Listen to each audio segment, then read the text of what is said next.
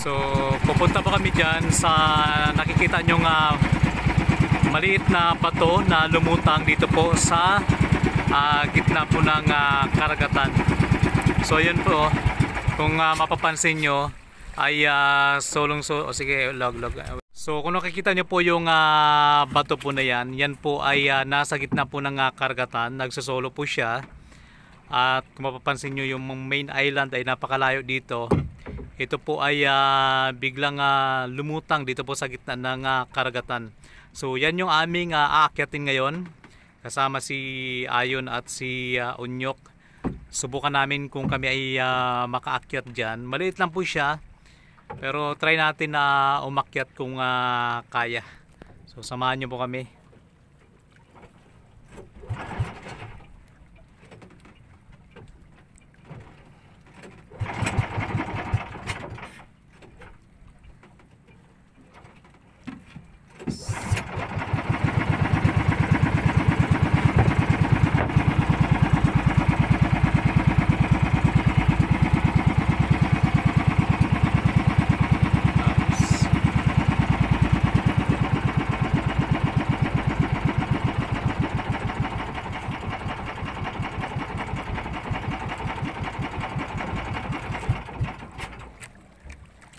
So ayan, mapapalaban yata si Ayon.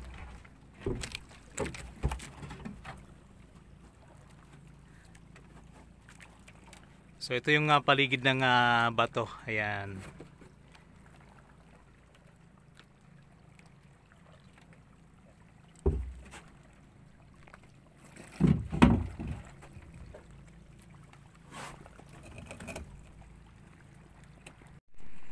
So ayan po. Nandito na kami ngayon ni Ayon sa itaas. So si Unyok naman ay iikot muna at i-try niyang mangisda muna.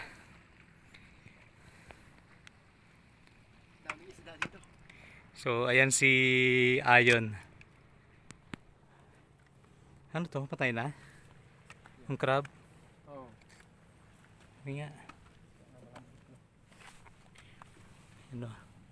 May crab pero patay na. Wari ko yung mga crab parang nagpapakamatay, no? Oo. Siguro makain. O naabutan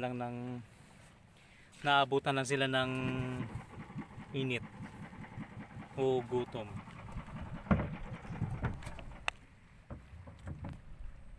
Ito pala masarap mga whale. Pwede pala dito yun lagyan ng rest house. Oo. Kaya lang bawal.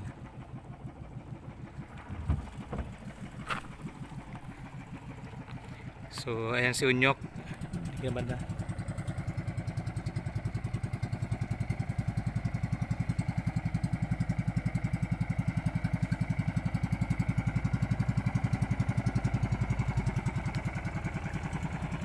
So ayan. Habang nandito kami sa taas ay paikot-ikot muna siya.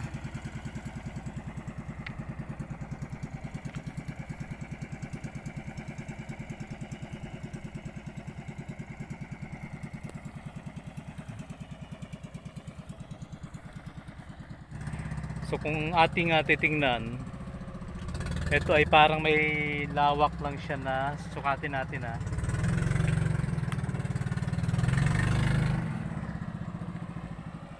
So ayan, mula dito ay sukatin natin ng ating talampakan. 1, yun.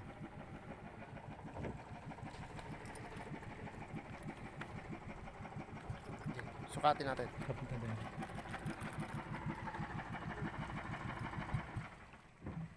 Ups.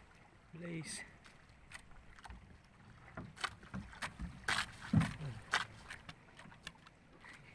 Nakakabalang.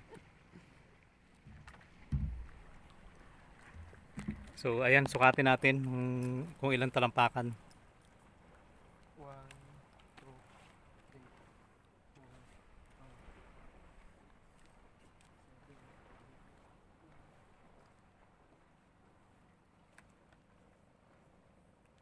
9, 10. 32. Yan, siguro mga nasa 35 talampakan. Kasama na yung nandoon sa likod ko. So ito lang siya, napaka liit lang ng lugar na to, ng bato na to, 35 foot. At yung kanyang haba, yung kanyang lapad naman ay mga nasa 10 talampakan na siguro. So dito mapapansin natin ay malinaw yung tubig at saka ang daming isda, ayan oh. Kaya lang malakas yung current ng tubig o yung agos niya. Doon naman ay para siyang parang may mga parang bahay sa ibaba. Napakalawak, para siyang barko na lumubog, ayun oh. Tapos ang daming mga tinitirhan ng mga isda. Mababaw lang siya. Kaya lang malakas yung agos. Pero dito naman sa gilid ay malalim, ayun oh. Kaya medyo delikado din. Papunta doon, buhay na buhay yung mga corals. Pero nakakamanga talaga yung mga isda na yan na na sumasabay sa agos oh. Yan oh. Dami. Tingnan nga natin dito. Dito sa baba.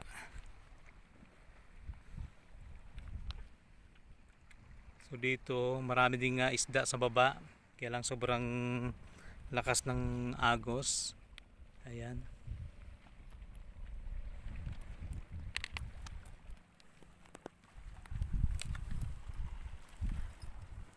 Tingnan natin naman dito.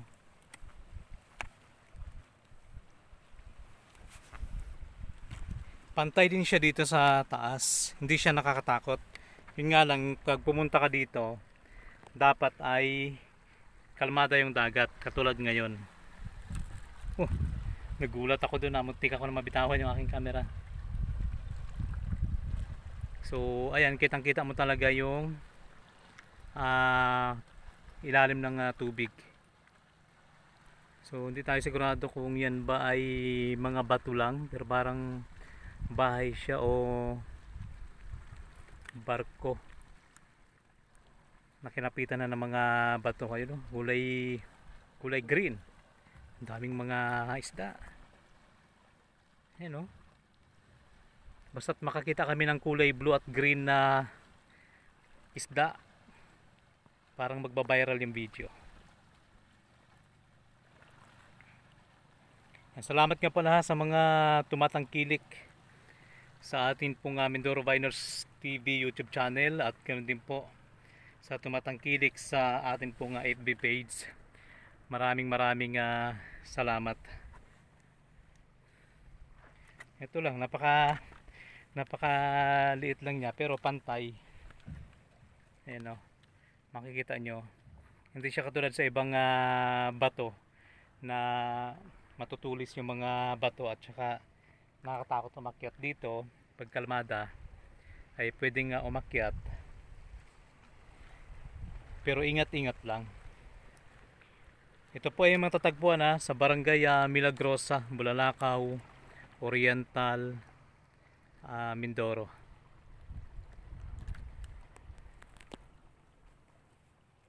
So yun yung mga karatig isla ng lugar na to. Ayun. Pero ito ay napakalayo sa ibang mga isla. Ito ay sa gitna ng karagatan. So kapag pupunta kayo dito, dapat may kasama kayong mga expert para kung sakaling lumangoy man kayo dyan ay hindi kayo mapaano, dahil napakalakas ng current ng tubig eh. Ayan, no? Doon pwede kang lumangoy, kaya lang kung titingnan nyo, ang bilis talaga ng current ng tubig.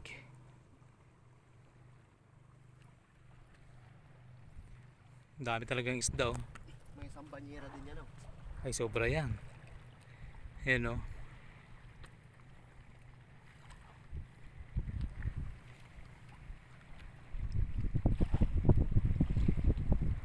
Naputian na.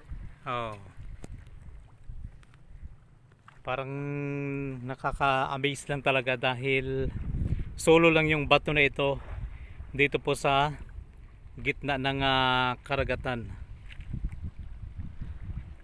So kapag kayo ay napunta dito, pwede kayong magpahinga dito.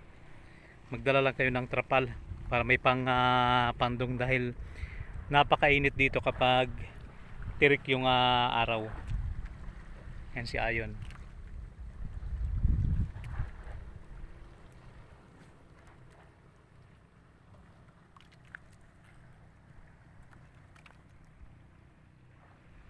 Namin naiwanan muna si Ayon dyan sa lugar na yan at babalikan namin siya sa loob ng pagkalipas ng 3 araw. Kung makasurvive nga ba si Ayon, wala siyang dalang pagkain, walang dalang tubig.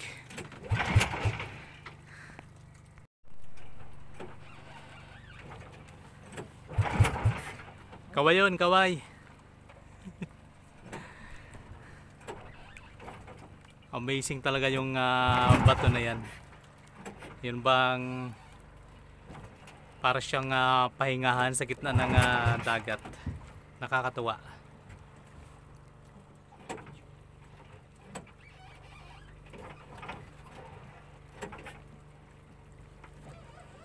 So dapat talaga pala may nakalagay dyan na watawat. Kasi pag malalim yung tubig, baka malito yung ating mga kababayan.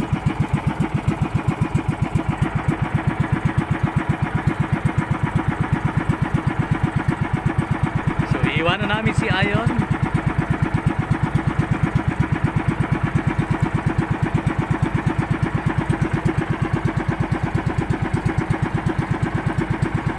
Ipapakita lang namin sa inyo ang kabuuan ng maliit na bato na ito na lumutang dito po sa gitna ng karagatan. Lundag yan.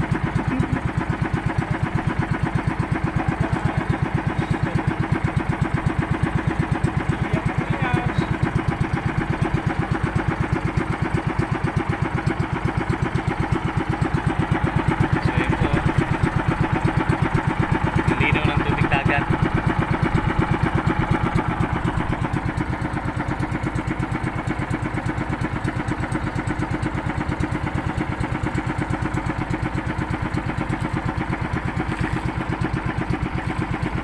Baba yun. Iiyak na yan.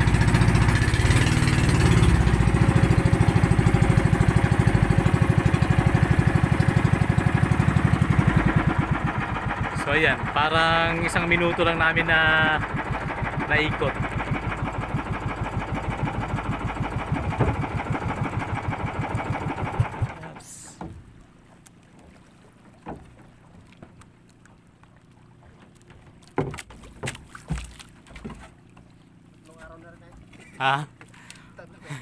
Makalipas yung 3 araw, binalikan namin si Ayon.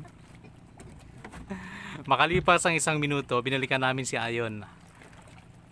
At busog pa rin siya.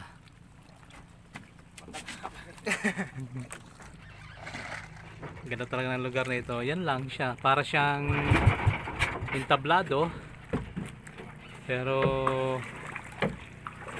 maganda sa taas. Hindi siya matutulis katulad sa ibang bato. Pag malalim yung tubig, siguro abot yun dyan hanggang dyan sa medyo patag-patag o medyo pantay. Pero kung katulad yung nakate, kung kate ay iba talaga, lumalabas yan.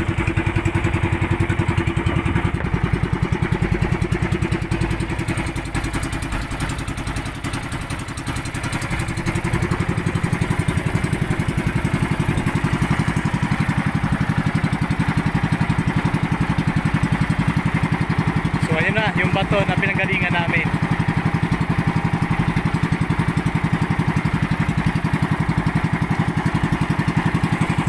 So ayun po, maraming salamat sa pagsama niyo po sa amin at sa mga bago pa lamang dito po sa ating YouTube channel. Huwag niyo pong kalimutang mag-subscribe at pakipindot po ng bell button para lagi po kayong updated sa mga kakaibang video na atin pong ina-upload bawat araw. So muli maraming salamat and